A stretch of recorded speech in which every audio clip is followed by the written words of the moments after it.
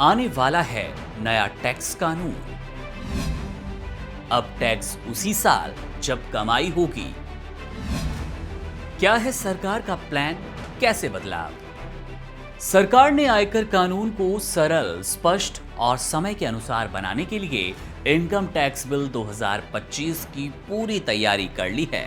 ये नया कानून 1961 के पुराने और जटिल हो चुके इनकम टैक्स एक्ट की जगह लेने वाला है।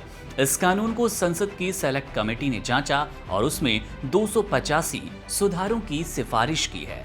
इन सुझावों में 250 पहले ही सरकार द्वारा स्वीकार किए जा चुके हैं। समिति का कहना है कि अब समय आ गया कि टैक्स से जुड़े मामलों को जटिल कानूनी पेच से बाहर निकालकर सरल और समयबद्ध बना दिया जाए।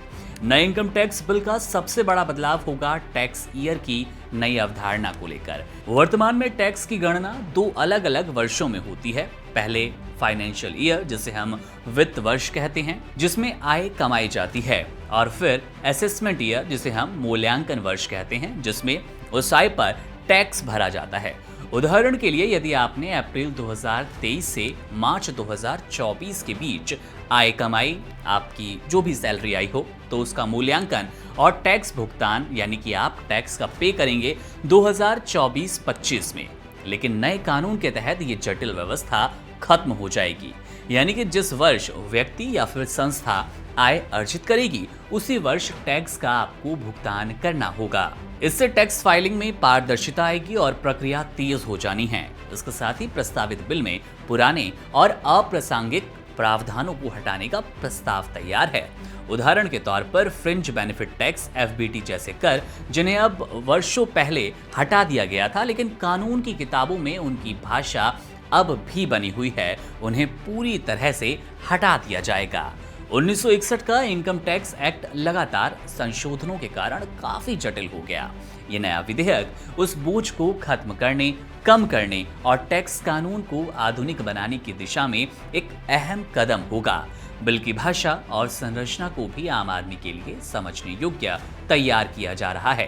पहले जहां इनकम टैक्स कानून करीब 850 पेजेस के आसपास का हुआ करता था, अब इसे सरल बनाकर 600 पेजेस का कर दिया गया। इससे आम करदाता, विशेषकर नौकरी पेशा लोग, छोटे व्यापारी और स्वरोजगार से जुड़े व्यक्ति आसानी से अपना टैक्स भरेंगे, देनदारी समझ पाएंगे। उन्हें टैक्स सलाहकारों पर पूरी तरह निर्भर नहीं रहना पड़ेगा। नए कानून से एक और बड़ा लाभ ये होने वाला है कि इस नए कानून के बाद टैक्स विवादों की संख्या घटने वाली है। स्पष्ट और सरल भाषा तथा एक रूप प्रक्रिया से करदाता और सरकार दोनों को फायदा होगा। रिफंड प्रक्रिया भी पहले की तुलना में तेज और कुशल बनाने की दिशा में काम किया जा रहा है, जिसे समिति ने भी स्वीकार कर लिया। वित्त मंत्री निर्मला सीतारमण ने इसे 21वीं सदी की जरूरत बताया और कह दिया है कि यह नया कानून कर प्रणाली में विश्वास और पारदर्शिता लाएगा।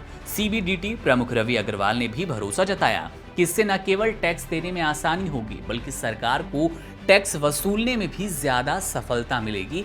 कुल मिलाकर सारी प्रक्रिया को आसान बनाना है। जनता के लिए इसका मतलब है कि कम भ्रम, कम कागजी काम और टैक्स भुगतान की एक सरल और स्पष्ट व्यवस्था। आप इस तरह समझ सकते हैं कि सीधे तौर पर नया टैक्स कानून इस तरह से आएगा कि जिस साल आपने धन, अपनी आय अर्जित की है, आपको टैक्स पे उसी साल करना पड़ेगा। टैक्स की स्लैब में किसी तरह का बदलाव नहीं है, इसलिए आपको यहाँ पर कंफ्यूज होने की जरूरत नहीं है। नए कानून को लेकर ये नया कानून आप लोगों के हित में साबित करने की कोशिश है सरकार की।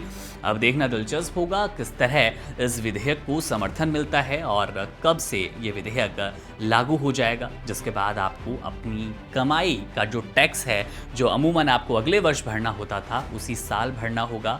और सीधे तौर पर आप समझ सकते हैं, जो ये भ्रम की स्थिति होती थी, आपको कई CS से बात करना पड़ता था, कई अकाउंटेंट से मिलना होता था, वो सारी बातें अब कम होगी। टैक्स उसी साल जब कमाई होगी। बहरहाल मामले पर हमारी नजर है, संसद पर हमारी नजर होगी किस तरह विपक्ष समर्थन देता है, विपक्ष विरोध करता है। पूरी अपडेट आपको देते रहेंगे। वीडियो में आपके साथ मैं था मुकुंद।